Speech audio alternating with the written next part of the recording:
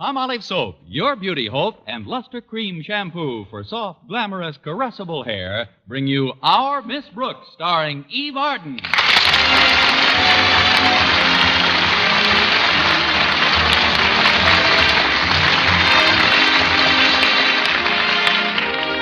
Our Miss Brooks, who teaches English at Madison High School, is as conscientious about her work as any other teacher. But she's come to realize lately that there are things outside of the classroom which also demand her attention. There are two things which I feel I must do to keep abreast of the times. First, I read all the latest figures on the cost of living. And secondly, I never miss Little Abner. It's not that I approve of Little Abner's grammar, but with my salary as a school teacher, I have to know what's going on in Dogpatch so I won't seem like a yokel when I move there. Against this day, Mrs. Davis, my landlady, started last week to pack me a lunch so that I could save the money I'd spend in the school cafeteria. Although she's come up with some pretty weird recipes, the first sandwiches she constructed for me were made out of loganberry jelly and cucumbers. I was still grateful that I didn't have to eat the miserable food they've been serving in the cafeteria lately. Anyway, last Friday when the bell for lunch period rang, I realized I'd forgotten to bring my lunch from home. So I picked up my purse and a fifth of bicarbonate and headed to the cafeteria. But before I reached the door of my room, it opened, and our principal, Mr. Osgood Conklin, came in. Good morning, Miss Brooks. On our way to lunch, were we? We? Oh, you mean my purse and me? Yes, sir. We were going to live dangerously again. Well, that's what I dropped in to talk to you about, Miss Brooks. Those kind of remarks about the cafeteria have got to stop. Oh, I realize that the food they serve isn't as good as the Waldorf Astoria or the Ritz Hotel. Or Pete's Pigsty. But you must remember, Miss Brooks, that our cafeteria is operated at a very low margin of profit. Now, I've just had some very disturbing news from Mrs. Ditson, the school dietitian. What happened? Did she eat there? This is no laughing matter. Sales have fallen way off. And although the Board of Education doesn't hold me directly responsible for the operation, the cafeteria is part of Madison, and I am Madison's ruler, principal. Well, what do you want me to do, Your Highness? Mr. Conklin. I want you to find out the temper of the student body. You have the confidence of most of the pupils here, Miss Brooks, and I must admit their attitude has me a little worried. I dropped into the cafeteria yesterday, and I could swear I heard rumbling. Was that before or after lunch?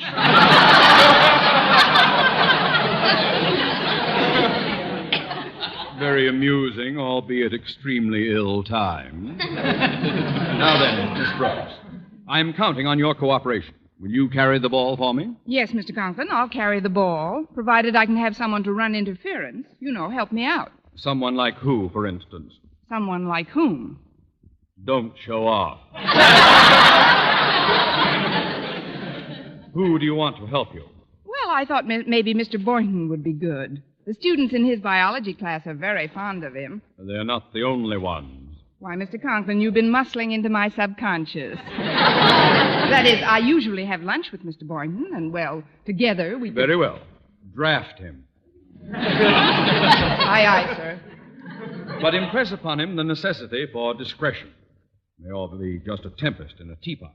And remember, I want as little publicity in this affair as possible. Yes, Mr. Conklin, I understand. Good. As you were. Let's see now, how was I? Oh, yes, on my way to the...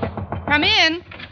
It's me, Connie. You forgot your lunchbox this morning, so I brought it down for you. Oh, that was very sweet of you, Mrs. Davis. What's in it? What would you like to be in it? Well, frankly, I've gained so much weight since I stopped eating in the cafeteria. I'd like to find a thin sandwich in it. A thin sandwich? What's that? That's a Chiron reducing tablet between 2 slices of rye crisp. That's one I heard on Chef Milani's program. Oh, you don't have to worry about your figure, Connie. Although I do think it was a good idea of mine to start giving you lunch so you can save enough to pay me the rent money. Oh, well, I'll get that straightened out as soon as possible, Mrs. Davis. Now, I have to go down... Oh, I don't want you to worry about it, Connie. As the old saying goes, there's no sense in both of us worrying. That's when I heard on Portia Faces Life. know something, Connie? What, Mrs. Davis? My brother Victor once saved so much money by eliminating lunches that he could afford to spend 2 weeks at the Mayo Brothers Clinic. The Mayo Brothers Clinic? What was he suffering from? Malnutrition. And an English teacher shouldn't say suffering from. I'm sorry. I'd better be getting over to My sister Angela once eliminated both breakfast and lunch for 3 months. She had to cut it out, though. Why? Her dinners were costing her a fortune. Well, I'll be running along, Connie. You can tell me how you enjoyed the little surprise I made for you when you come home this afternoon. If I come home this afternoon. I'll walk out with you, Mrs. Davis. I've got to go back to the cafeteria and see how things are going. Well, goodbye, dear, and thanks for bringing the lunchbox. You're welcome, Connie. Oh, dear, what's the use? I can't keep it a secret another minute. Guess what kind of a sandwich I made for you? Parsley and banana. On what kind of bread?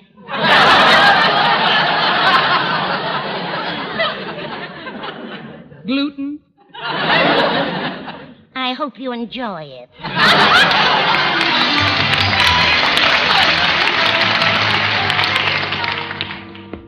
Oh, Miss Brooks. Oh! Don't be scared. It's only me, Stretch Snodgrass. Well, why is Madison's star athlete lurking outside of the cafeteria? I ain't lurking. I'm not lurking. I didn't say you was. Were. Were what? What were what? You confuse me sometimes, Miss Brooks. Me too. What did you want to tell me? Just that when you go into the cafeteria, you shouldn't buy anything. The student body's going to boycott the place. There's a meeting right now with the Board of Strategy. Oh? Well, who's on it? The board, I mean. Walter Denton and Harriet Conklin, mostly. Mostly, huh? Well, Harriet's father will mostly take care of her if he finds out about this. Where are they meeting? In the room where they print the school paper. You know, the Madison Monitor. I know the name of the paper, Stretch. I made it up. Oh, yeah? It's a very good name, Miss Brooks.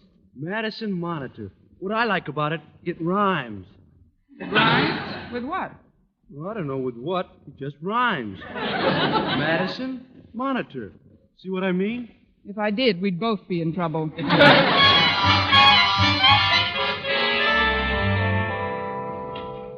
Pardon me, but is this the Office of Strategic Services? Oh, come in, Miss Brooks. Close the door, Harriet. You see, Miss Brooks, this is a secret meeting about the food in the cafeteria, and we don't want the faculty to get wind of it. Well, how can they help it? On a clear day, you can smell it in Catalina. Miss Brooks, this is Mr. Dunbar. He used to teach here at Madison. How do you do, Miss Brooks? Hello, Mr. Dunbar. I just stopped by to see Mr. Conklin, but he wasn't in his office, so I dropped over to one of my favorite old haunts when I taught here, the newspaper room. Oh, did you used to haunt the newspaper room? I mean, were you connected with the school paper? Oh, yes, indeed. I was faculty advisor. That's what Miss Brooks is now. Oh? Well, I don't want to disturb you. Go right ahead with your meeting. I'll just look through some of these old copies of the Monitor. Okay, Mr. Dunbar. Now then, Miss Brooks, did anyone see you come in here? Why, no, Walter. Are you positive? No, I'm not positive. If I'd known this was a secret meeting, I'd have tunneled my way in. Well, I guess we've got to take a chance. You see, Miss Brooks, we're going to circulate a petition among the students asking them to boycott the cafeteria. Boycotted? But, Harriet, what'll your father say? I've talked to Daddy, Miss Brooks, and he says there's nothing he can do. I deplore the embarrassment this may cause him, but as student body president, my first duty is to my constituents. Here, here. I did. We've just finished the preamble to the resolutions in the petition. You want to hear it? I'll read it to you. Whereas, and to wit. That's pretty strong language, isn't it? A little on the pink side. When in the course of students' events, it becomes necessary to turn one's back on one's stomach, we, the undersigned, exercising our constitutional right peaceably to assemble and to form a committee to seek redress of grievances, do hereby announce our firm intention of patronizing the Madison High School cafeteria only to use the tables, chairs, water, napkins, and toothpicks provided therein, until such time as the duly appointed party or parties, namely Mr. Osgood Conklin, principal, or the Board of Education, responsible for the operational bogdown which has befallen this installation, do take such action which will improve the food, lower the prices, and better the service in said cafeteria. It is also recommended that the person or persons in whom this authority is vested do immediately proceed to the present chef in charge of preparing the food, and without further frippery or fanfare, chuck him the heck off the premises. Well, Miss Brooks, what do you think of it, huh? How much are you asking for the picture rights? Isn't it great, Miss Brooks? And look over here. We just painted these placards. That's in case the students vote to pick it. Pick it? Oh, now, wait a minute. This is Look getting... at this sign here, Miss Brooks. Let's see. Remember Ptomaine. Here's another one. Don't worry about your old age. Eat here and you'll never make it. Here's one Spitz made up. It goes, remember the saying, whatever goes up must come down? Well, in our cafeteria, whatever Too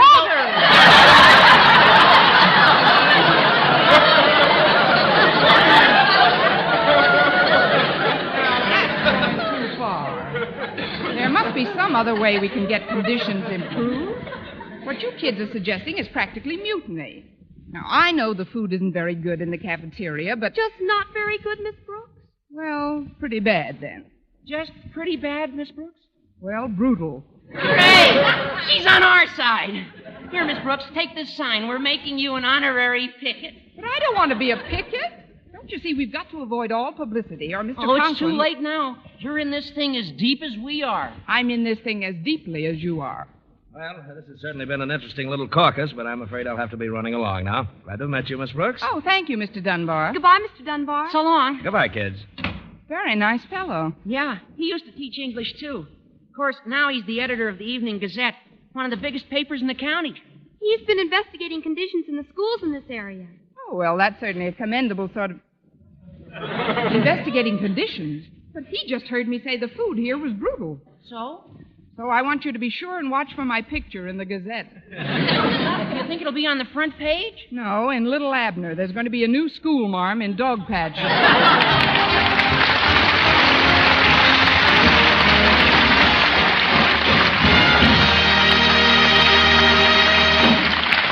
Our Miss Brooks, starring Eve Arden, will continue in just a moment. But first, here is Vern Smith.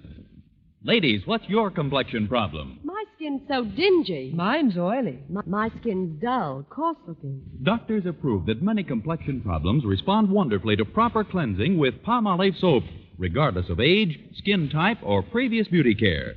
Oily skin looks less oily. Dull, drab skin, fresher and brighter. Coarse-looking skin appears finer. To win such complexion improvements, simply use Palmolive soap. Nothing but Palmolive is needed, the way doctors advised. Wash your face with Palmolive soap 3 times a day. Massage with Palmolive's wonderful beauty lather for 60 seconds each time to get Palmolive's full beautifying effect. Then rinse. Look for improvement within 14 days. Remember, 36 doctors, leading skin specialists, advised this way for 1,285 women with all types of skin and proved it could bring lovelier complexions to 2 out of 3. So forget all other beauty care. Use Palmolive soap the way these doctors advised for a fresher, brighter complexion. And ladies, enter the $100,000 49 Gold Rush contest. The makers of Palmolive soap offer $49,000 first prize and over 4,900 other prizes. Get entry blanks and complete rules from your dealer now. You may win a fortune in cash.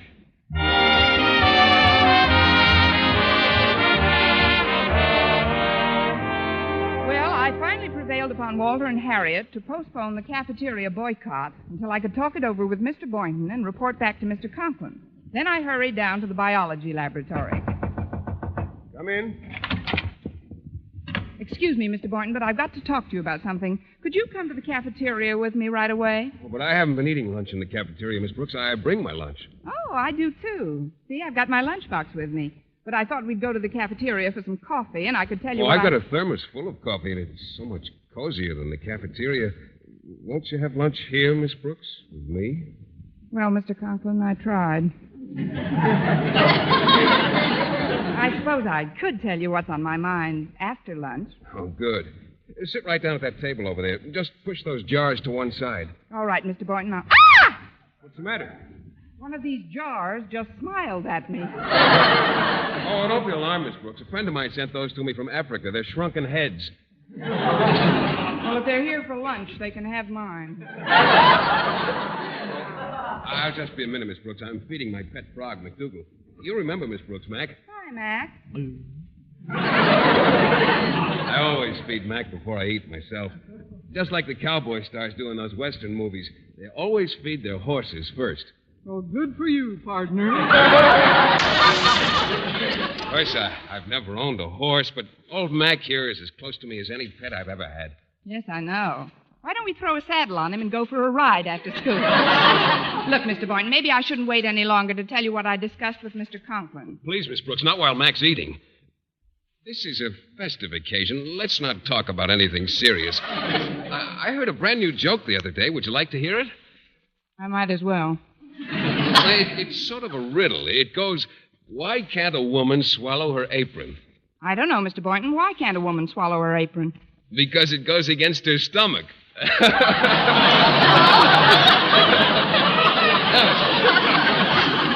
Fred Myers, the math teacher, told me that one. He's a hot sketch anyway, don't you think? Yeah, he's funnier than trigonometry. That new French teacher, Mr. LeBlanc, has a good sense of humor, too. As a matter of fact, he's supposed to have lunch with me today. He said he'd prepare something typically French at home and bring it into the lab. What do you think he'll prepare, Mr. Boynton? Frog's legs? Calm down, Max. Yeah, she didn't mean it. Nobody's going to touch you while I'm around. Well, he's pretty sensitive, Miss Brooks. I'm sorry, Mac. I lost my head. Let me in, please. Oh, there's LeBlanc now. I'm sorry I have to kick on your door, Mr. Boynton, but as you can see, my arms are full. Hello, Monsieur Leblanc.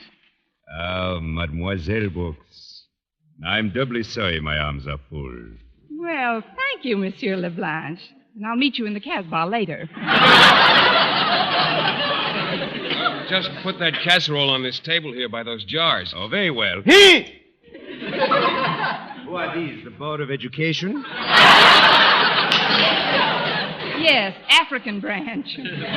What's in the casserole, monsieur? Oh, it's a famous French recipe, Miss Brooks. It's called de viande délicieuse, hachée et modelée avec délicatesse en sphères de forme gracieuse. Which means? Meatballs. I assure you they are better than the food served in our cafeteria. Oh, that reminds me. The kids have gotten up a petition to boycott the place. Good for them. Well, it may be good for them, but it won't be so good for me unless I can do something to stop it. You see, I promised Mr. Conklin... Please, Miss Brooks, let us not talk shop, eh? Well, Mr. Boynton, everything is ready but the sauce. This I must simmer for a few more minutes. May I use your Bunsen burner? Oh, of course. I'll turn it up for you. I'm not very hungry. Could I just boil a small egg in a test tube? Mademoiselle Brooks, just hold this dish right here. So. Now, soon we will have the finest eating in the whole world. And while we're waiting, I tell you a story, yes? Oh, fine. Well, this is a very old story that was handed down from the time of Napoleon Bonaparte and the Empress Eugenie. Please stop me if you've heard it, Miss Brooks. I doubt it. Eugenie and I weren't very chummy. Yes. Well, once upon a time, there was an emissary from the court of England. But he was not an emissary. He was a spy. And he had a message to another spy tucked beneath his belt. A message in code, of course. Go on. Well, when this spy got to Paris, he was apprehended by the Sûreté, the police. And so he took the message from beneath his belt and thought to swallow it. But he could not. Pourquoi? Why? Because it went against his stomach. I don't get it.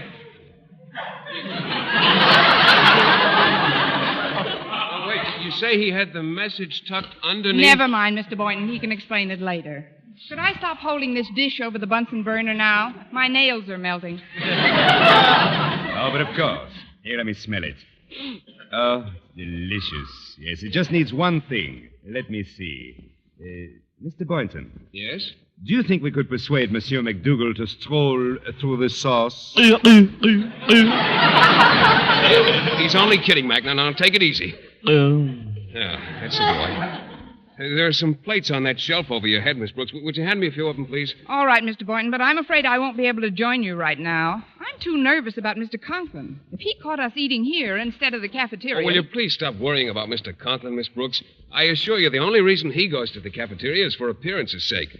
He's probably got a nice homemade lunch hidden in the safe in his office. In the safe? Oh, don't exaggerate, Mr. Boynton. Oh, let's forget about Mr. Conklin and enjoy our lunch together, huh?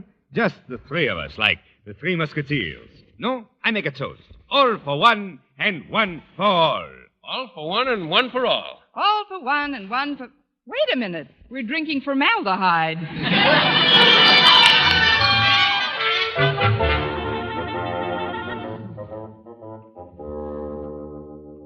Three to the right. Four to the left. Now two more to the right. Ah, there we are. Now for a nice chicken sandwich.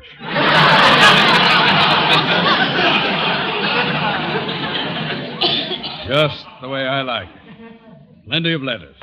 Whoop! Come in. Greetings, Mr. Conklin. I'm Martin Dunbar. I used to teach for you a few years back. Remember me? Dunbar. Yes. Oh, yes, of course. You taught Latin, didn't you? Well, you're close. English. Oh. Of course, yes. Well, always glad to see any of my old teachers. Drop in any time. I did. I dropped in today. Oh. Well, I'm rather busy right now, so if you could... The same old evasive Osgood. What? Now, see here, young man. By what license do you call me by my first name? The same old pompous Osgood. Pompous? Why, you... Who do you... What do you... How dare you say... And what? the same blood pressure, too, huh? Look, Osgood, as editor of the Evening Gazette, it's my duty to expose certain things to public view. Not all things, mind you, but just those things that have a rather unpleasant odor. Well, now, you leave our cafeteria out of this. I didn't mention your cafeteria, Osgood, but now that you did, I think you ought to know at least as much as I do. Namely, the students here are talking about a boycott. What students? Probably just a handful of irresponsible, scatterbrained, troublemaking old. Uh-huh. One of the pupils who told me about it was named Harriet Conklin. Just the type I had in mind. Nothing but a Harriet Conklin? Yes, that's right, Osgood. Your own daughter. And it isn't just the students that are rebelling, either. I heard one of your teachers refer to the food here as brutal. A teacher said that? Uh-huh. That'll make a nice, juicy headline, too. Faculty member slings mud at cafeteria hash. Now, just a minute, Dunbar. Or Madison English teacher vilifies victuals. Did you say English teacher? I did. Miss Brooks is the name. She's in this thing as deep as any of them. As deeply, editor. I told her to... Look, now there must be some way we can straighten this thing out. I'll tell you what, Dunbar, old boy. Yes, kiddo? Meet me in the cafeteria in 5 minutes. We'll have lunch together. I was on my way down there when you came in. Oh, all right. But, where are you going now? I'm going to find Miss Brooks and make her eat her words. Or worse, I'll make her eat in the cafeteria. I'll see you in a little while, Dunbar. Oh, Mr. Conklin, before you go... Yes? You'd better slam that safe again. Your lettuce is showing.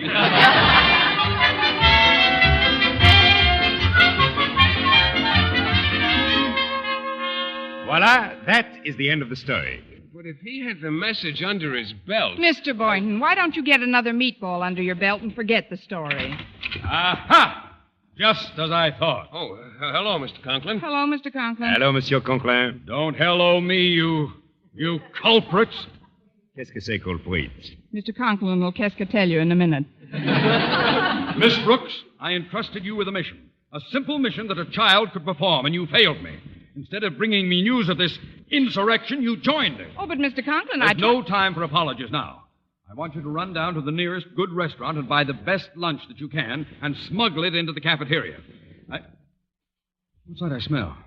Oh, it's from this dish here. Say, that's a wonderful aroma. Oh, but of course. It's my own recipe.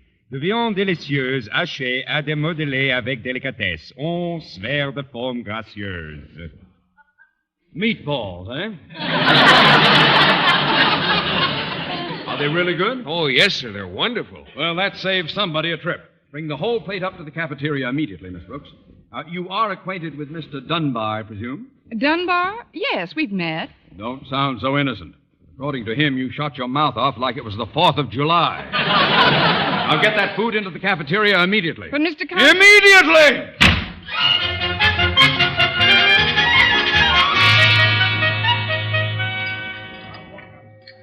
Well, I must say that was the best food I've ever had in or out of a school cafeteria. Well, I wish you'd repeat that statement, Dunbar. I see my daughter Harriet and her idiot consort approaching. Oh, hello, kids. Hello, Mr. Dunbar. Hello, Mr. Conklin. Why, Mr. Dunbar, you've cleaned your plate. Of course he has. The food was wonderful, wasn't it, Mr. Dunbar? It certainly was. Oh, that means we can call off the boycott. Well, what did you do, Daddy? Fire the chef? Better than that, my dear. Look, behind the steam table. An order of meatballs, please. 1 meatball coming up.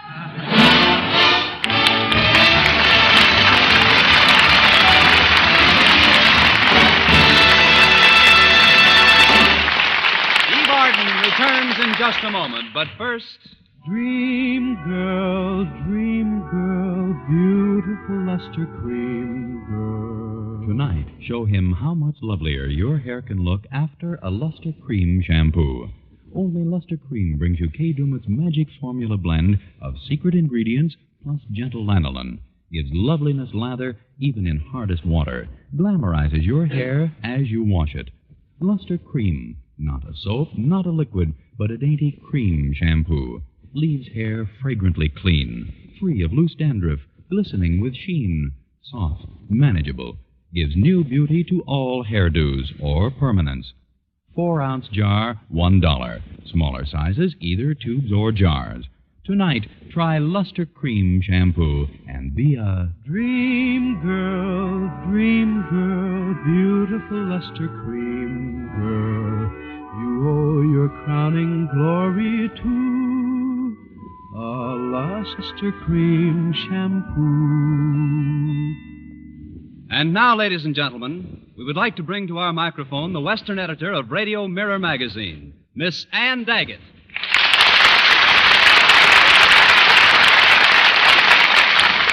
Thank you, Mr. Lamont.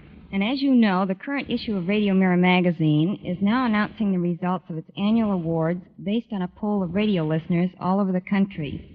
It is my pleasant duty to present this scroll on behalf of those listeners who have elected as radio's top-ranking comedian, Miss Eve Arden.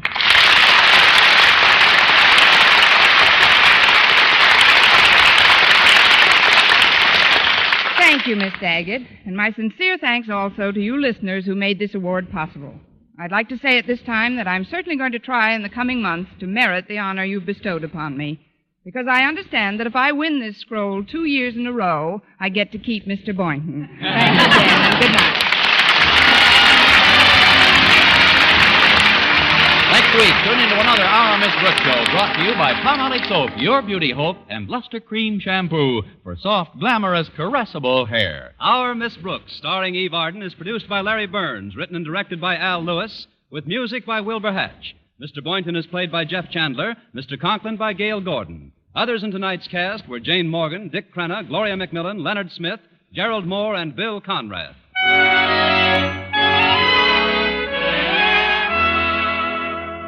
Men, do you shave with a lather or brushless shave cream? Palmolive shaving cream comes both ways. And whichever way you prefer to shave, you'll find that using either Palmolive brushless or Palmolive lather shaving cream can bring you more comfortable, actually smoother shaves. Here's the proof. 2,548 men tried the new Palmolive way to shave described on the tube. And no matter how they had shaved before, 3 out of every 4 got more comfortable, actually smoother shaves. Get Palmolive brushless or Palmolive lather shaving cream today. For mystery liberally sprinkled with laughs, listen to Mr. and Mrs. North, the exciting, fun-packed adventures of an amateur detective and his beautiful wife. Tune in Tuesday evenings over most of these same stations. And be with us again next week at this time for another comedy episode of Our Miss Brooks. Bob Lamont speaking. This is CBS, the Columbia